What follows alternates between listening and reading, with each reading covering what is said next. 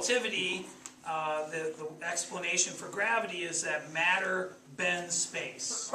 And so you put mass in a place in space, it warps space-time, and objects are not feeling a force of gravity, they're just following the natural curvature. And so this is a sheet of Lycra. Where do you get this? This is my old bike shorts. No, there's literally a spandex.com. You can get a sheet like this if you buy the sale stuff, so you don't care what it looks like, right? For like 20 bucks, maybe less, depending on the sale.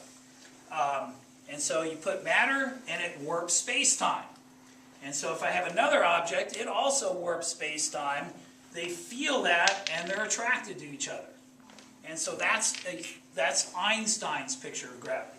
Objects warp space-time, feel that curvature, and move accordingly. And if you have more mass,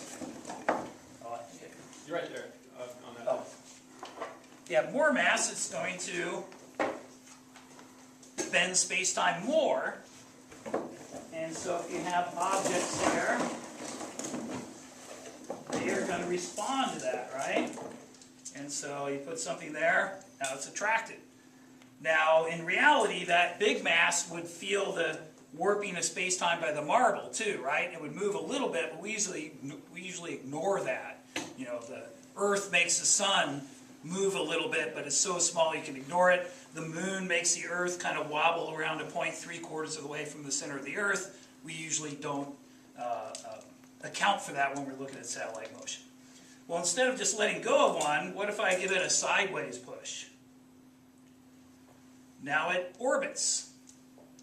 Now it's losing energy, which wouldn't happen in the solar system, right? Not noticeably. There's some perturbations from other planets and things, but this one does lose energy and spirals in. If I don't push it as hard, it will do an ellipse for a while anyway. And let's put some more here. So one of the things I thought of to do with this is when you study the solar system,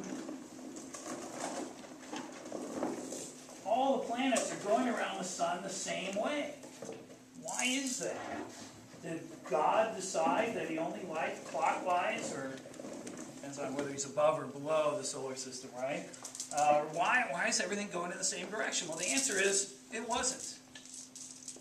Different directions. But there was a preferred direction. The disk it formed from had a slight preference one way versus another, and things going the opposite way got eliminated, and when it's all said and done, everything's going the same way. That works 90% of the time. Is it like the toilet flushing? Southern Hemisphere? Wow, can you do that again? And so, it won't work then. And so I have slightly more in one hand than another, but I don't consciously do that. And you want to get them so they spread out a little when you throw it. It's because they're colliding with each other that you... The ones going the wrong way get eliminated, right? Now there also would have been, this is where this analogy breaks down. There's, another dimension, right? But those things that were out of the plane also, that weren't near the preferred plane, also got eliminated. And so that's kind of cool. Now my students use a PHET simulation called My Solar System, and so they've seen all this on the computer, and when we do this during our special relativity unit, they're like, hey, it's just like the computer. That's kind of cool that a stretch sheet of Lycra models things, it's not just like it, but similar to the computer. Now, some things we discovered using this, also had just some larger marbles, might as well put them out, but they bend space-time too, right? And so maybe, oops, you can get one thing to orbit another. Maybe I can do a little better. There we go. Oh my God. So the Earth-Moon system, maybe? And so you can see that this seam, you can't buy Lycra this big.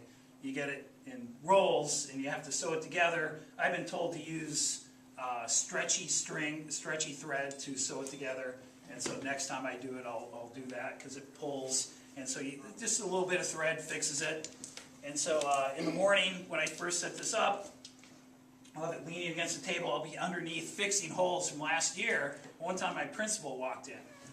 And I hear somebody in the room, and I'm underneath. I'm in the middle of sewing it. I'm not going to pause yet. And then he's looking around for me, and he kind of knows somebody's in the room. And he says, "Oh, there you are." He goes, "What are you doing there?" And I go, "I'm repairing a rip in the fabric of space-time. What do you think I'm doing?" How often do you get to say that? Another thing this does, you've probably seen plastic ones of these, right? The Discovery Center, Children's Discovery Museum in San Jose has one. The Exploratorium has one. Sometimes they have them at shopping malls to get you to put money in it. But one thing you can't do with those is put two masses in. And so when we went to the moon, when we first started, we sent our spaceships on what are called free return trajectories.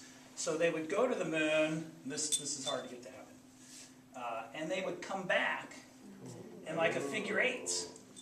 And so that lets you show, now of course the moon's a lot smaller, but if you look at the plots of the free return trajectory back from the Apollo program, you'll see it has a figure eight sort of shape. And so this takes a little bit of practice to be able to do the figure eights.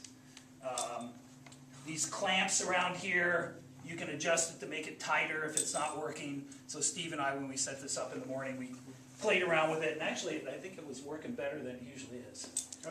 And so not easy to do. And so I go through that. One year a kid who read some stuff about the dark energy. We have our dark energy pole. It's over there. I happen to have an extra pole. I guess any of these would work. And so I'm just thinking, oh, dark energy, what is that? That makes everything come apart, right? And so dark energy would be that. And so stuff goes apart rather than toward it. So if you can work in dark energy anytime, right? And so I go through that spiel. Maybe it takes me 10, 15 minutes talking with the kids, just stuff they're not familiar with. And then I just let them play. And so that's where we discovered the Earth-Moon thing. Is I just let them play, and they're like, "Mr. Burns, come over here, look." And they were all excited because they discovered that. I said, "Oh yeah, it's got it." Wow. And so there's, then I throw out a few other things so they can try this collected stuff over time. And put out all the marbles. So if you want to try it out, but we probably want to get back to electricity and magnetism. But we want to play, Mr. Burns. So I'd say the whole thing, if you bought all the parts and everything, it's about $100. But one of my favorite days, so you're going to do it Monday, right, Steve? You didn't get to it. But just, you do it once and you'll be hooked. And it will take a little bit of fooling to put it together, but I'll post the plans, and it's not a whole lot of work for. So this is a take-apartable thing, right? It comes apart, all the PVC pipe, wrap it with a bungee cord, stuff the Lycra in that box, and I can carry the whole thing myself. So you want a large diameter. You don't want a small one. This is about the right size. You can get your whole class around it pretty much. Smaller. One problem is reaching. So some of you, I think, would have trouble with that, so you get a student to do it right. One thing you got to watch, though, is some students will think to go underneath to push up, and then while they're underneath, somebody decides to put the big mass down, and they get their space-time warped. And so you just tell them you can't go under. We will get things ourselves. We don't need to do that. Even Einstein has rules. Yeah. And so, is general relativity in the state standards? No.